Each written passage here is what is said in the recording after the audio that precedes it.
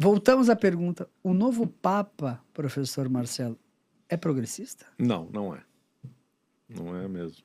Pode não ser assim, uma pessoa num espectro oposto ao progressismo, totalmente contrário, com ideias completamente diferentes, mas ele não é.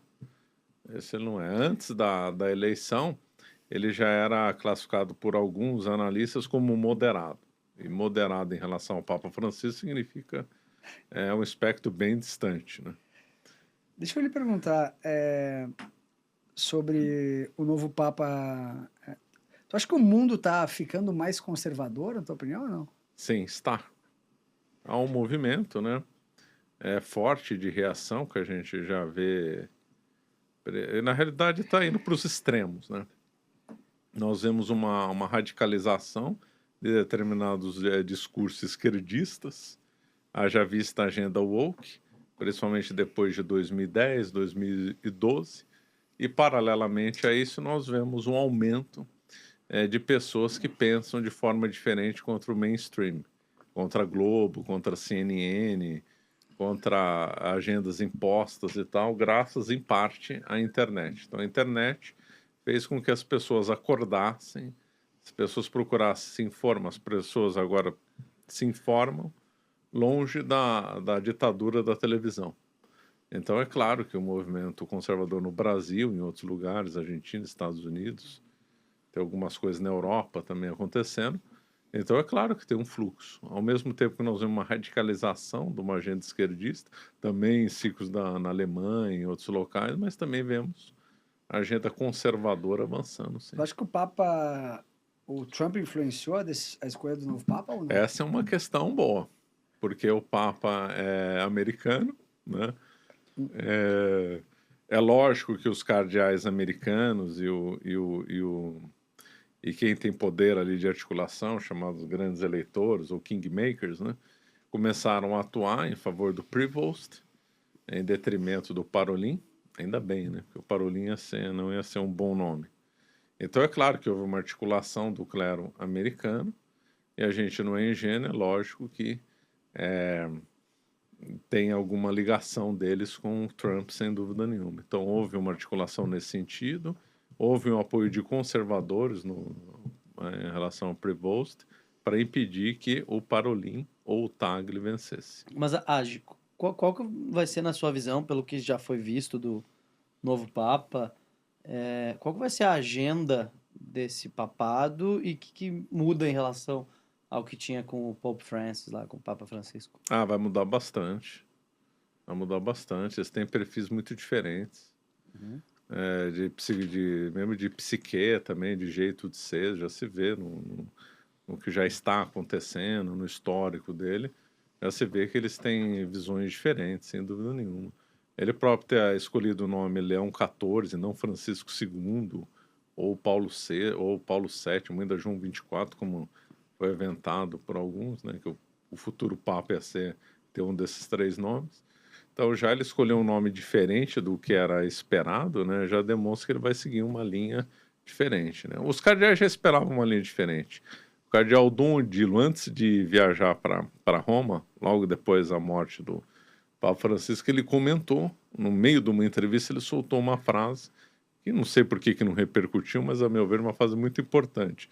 Ele diz o seguinte: mesmo que o futuro Papa escolher o nome Francisco II, ele vai seguir uma linha diferente. Quer dizer, então, os cardeais, pelo menos boa parte, a maioria deles, queriam, então, uma linha diferente do Papa Francisco. Mas, beleza, diferente, mas puder caracterizar aqui para quem... que era o Francisco, o que pode ser aí o Leão XIV? Bom, o Leão XIV a gente ainda não sabe, tem poucos dias ainda. O Papa Francisco a gente já conhece, infelizmente o pontificado dele é bastante criticável. Muitas declarações sem pensar, muitas declarações em aeroporto, em avião, né? Dava a impressão que ele se descontrolava às vezes, que não parava para pensar. Documentos ruins também, né? Encontros constrangedores, como com o Evo Morales aqui na Bolívia. O Evo Morales deu a cruz com foice e martelo para ele, constrangimento enorme, recebeu no Vaticano pessoas de esquerda, globalistas, né? Então não se espera desse Papa, o Bento XIV, Leo XIV, que ele siga esse tipo de agenda. Ele vai mudar, né? Qual o grau de distanciamento do Papa Francisco a gente não sabe, mas que vai haver um distanciamento, vai. Quem é o Papa Prevost? Quem é esse cara e como é que foi a eleição? Como é que a eleição dele foi vista dentro da igreja?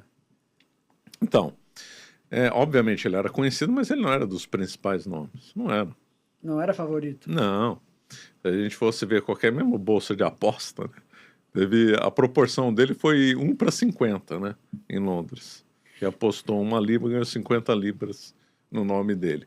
O favorito, não só na casa de aposta, mas o favorito dos vaticanistas, que foram ventilados o nome, foi o Parolin, era o Parolin o favorito. Por quê? Porque o Parolin é secretário de Estado, né? O secretário de Estado sempre é um nome forte. É o tipo número 2 do de Vaticano. São Paulo para a eleição no Brasil. Como se fosse presidente, primeiro-ministro. Como se fosse o governador de São Paulo. Sempre tem 2 nomes que são muito fortes quando um Papa morre. O secretário de Estado e o bispo de Milão.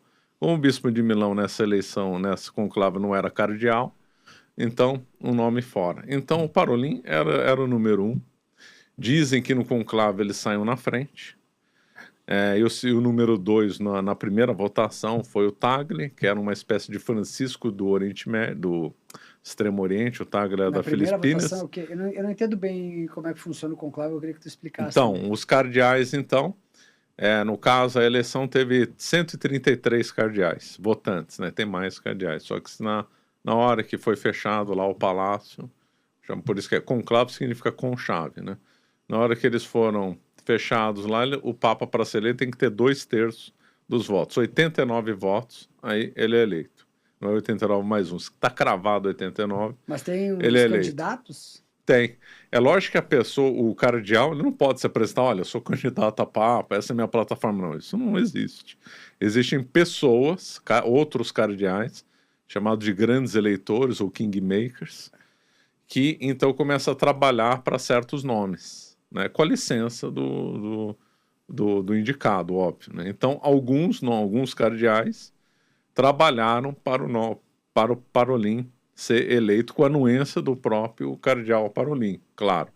Outros cardeais trabalharam no nome do Tagle, com a anuência dele, claro. Quando chegou na primeira votação, o Parolin... É o primeiro turno. Primeiro turno, não chega a ser primeiro. Ia ter o segundo turno só se depois tivesse muita votação. Aí ficaria os 2 mais votados.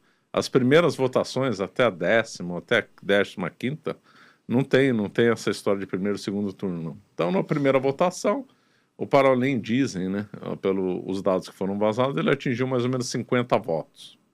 50 de 133. 50 de 133, tentando chegar a 89. Na segunda votação, a primeira votação, muitos cardeais fazem os votos de homenagem.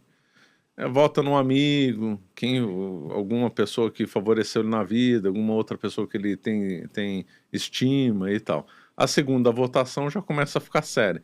E na segunda votação... A urna é eletrônica lá? Não, por isso que não tem trapaça, né? A urna não é eletrônica, não. É um voto, né? O voto é numerado, porque o cardeal não pode votar nele. O cardeal não pode votar em nome próprio, né? Mas tem uma cédula? Tem uma cédula. Ele assina, é numerada. Mas ele tem que abrir o voto? Ele tem que dizer em quem não. Ele deposita, esse voto é contabilizado, né? Se houver alguma dúvida, aí sim os votos podem ser vistos quem votou em quem, né? Isso aconteceu uma vez, no passado. Não é sigiloso? Não, ele é semi-sigiloso, né? Ele põe o voto, se tiver algum problema, aí pode fazer alguma verificação. Tem que assinar, então, o teu voto. Tem que assinar. Tem um número também, né?